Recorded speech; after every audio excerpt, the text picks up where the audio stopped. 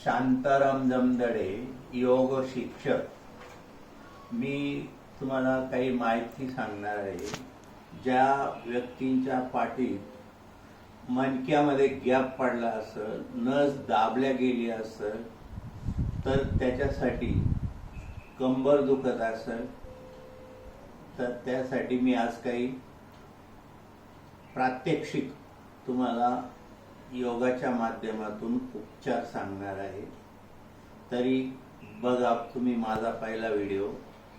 तर बसायचे टेबल आसनमध्ये, दोन्ही पायांमध्ये खांद्यात जेवढं अंतर आहे तेवढं अंतर घ्यायचं आणि हनवटी उन्नत ठेवायची। तर प्रथम श्वास भरायचा, वरती बघायचं, कंबर खाली दाबायचं। नंतर श्वास सोडायचा, नाभीकडे बघायचं, पाठ जास्तीत जास्त वरती उचलायची। 1 2 1 2 श्वास भरला वरती, श्वास सोडला खाली। तर असं 7 ते 8 वेळा करायचंय। आता दुसरं मर्जर आसन।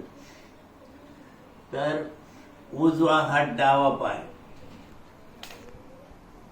गुडघा सरळ, हाताचा कोपर सरळ, ताणायचंय शरीर। 1 2 आता डावा हात उजवा पाय, 1 2 1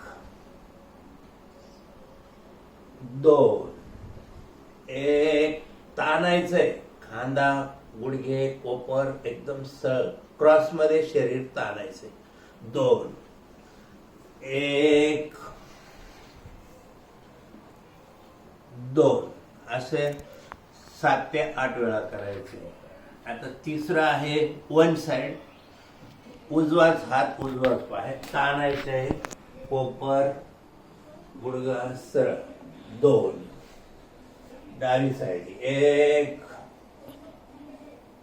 2 1